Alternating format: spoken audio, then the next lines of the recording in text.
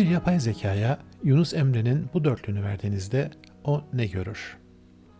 İki videodur Transformer anlattık ve hep aynı şeyi söyledik. Model kelimeyi vektöre çevirir. Sonraki kelimeyi tahmin eder.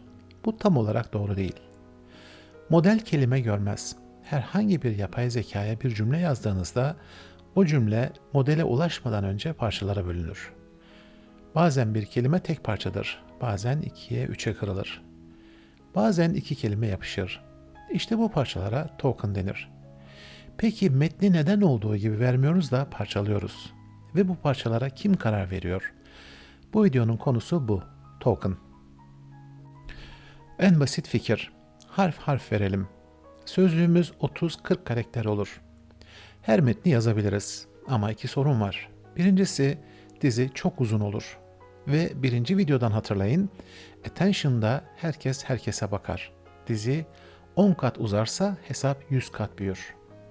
İkincisi tek bir harfin anlamı yoktur. S harfine bir vektör vermek modele hiçbir şey kazandırmaz. Peki öbür uç. Her kelime bir parça olsun. Dizi kısalır, parçalar anlamlıdır. Ama bu sefer de sözlük patlar. Hele Türkçe gibi ek üstüne ek alan bir dilde sev, sever, sevgi, seviyorum, sevmeyebilirlerdi. Her biri ayrı bir sözlük maddesi. Milyonlarca kelime ve yine de yetmez. Sözlükte olmayan yepyeni bir kelime geldiğinde model onu hiç okuyamaz. Tek bir bilinmeyen kutusuna düşer. Demek ki ne harf ne kelime. Orta bir yol lazım. Parçalar. Orta yolun en ünlü tarifi Byte Pair Encoding. Kısacası BPE. Fikir çocuk oyunu kadar basit. Sık geçen şeyler tek parça olmayı hak eder. Nadir şeyler büyük parçalardan kurulsun. Tarif şu. Harflerden başla, metinde en sık geçen harf ikilisini bul. Onları yapıştır. Sözlüğe yeni bir parça olarak ekle. Ve bunu sonuna kadar tekrarla. Dörtlüğümüzün dizesinde izleyelim. Sevelim, sevilelim. Önce 16 harf. En sık ikililer yapışmaya başlıyor. E ve L, Eli ve İ. Derken S ve E ve S ve V. Sev tek parça oldu. Sonra Eli ve M, elim. Ve sonuca bakın. Sev, elim. Sev, İ, L, elim. Kimse bu algoritmaya sev bir köktür demedi. Sadece sık geçen ikilileri yapıştırdı.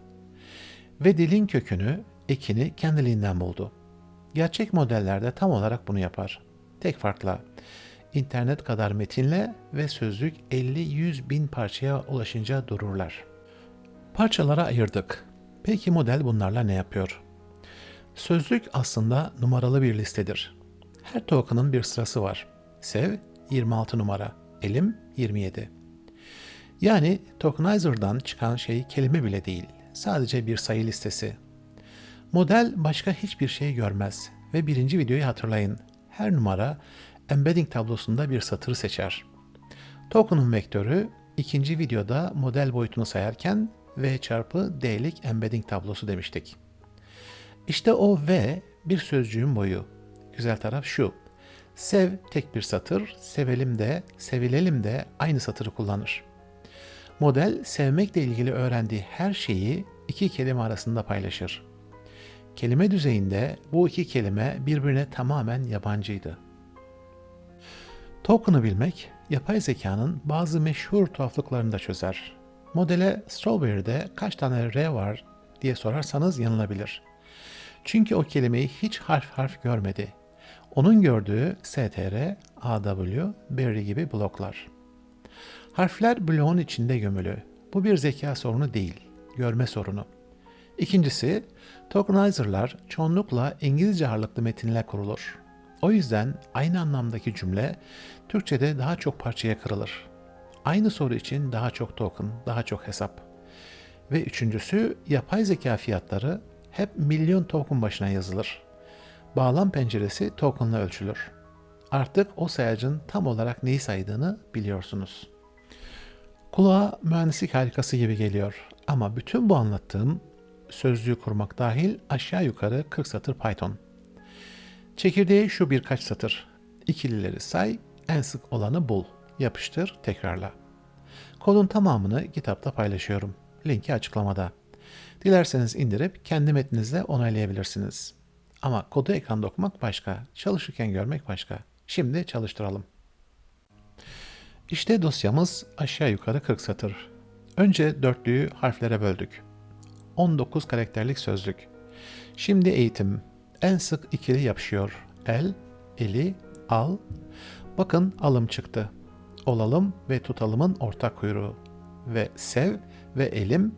Algoritma şiirde ne sıksa onu öğreniyor. Dörtlüye token gözüyle bakalım. Sev, elim. Sev, ile, elim. Kök ortada ve asıl test. Modele eğitimde hiç göstermediğimiz bir kelime verelim. Sevgilim. Sözlükte yok ama parçalayabildi. Sevle başlıyor, gerisi harflerle tamamlanıyor. Sevmelim diye uydurma bir kelime bile yazsam, sev, elim. Kelime düzeyinde bunlar bilinmeyen olurdu. Parça düzeyinde okunabiliyor.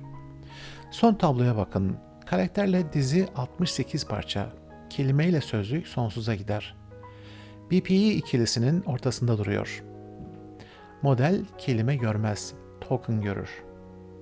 Özetle model kelime görmez, token görür. Tokenlar sık geçen parçaların kendiliğinden kazandığı bir sözlüktür. Her biri bir numaradır. Her numara bir vektördür. Gerisini 1. ve 2. bölümden biliyorsunuz. O vektörler birbirine bakar ve model tahminleriyle öğrenir. Parçala, anla, öğren. Son bir not. BPI tek tarif değil. BERT'in Word Piece'i var. Sentence Piece'in olasılıkla çalışan Unigram yöntemi var.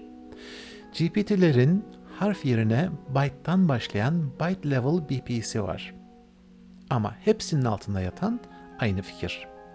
Sık geçen şey tek parça olmayı hak eder. Ve bugün yazdığımız kodun tamamı GitHub'da. Link açıklamaya bırakıyorum, indirin. Kendi metninizle deneyin.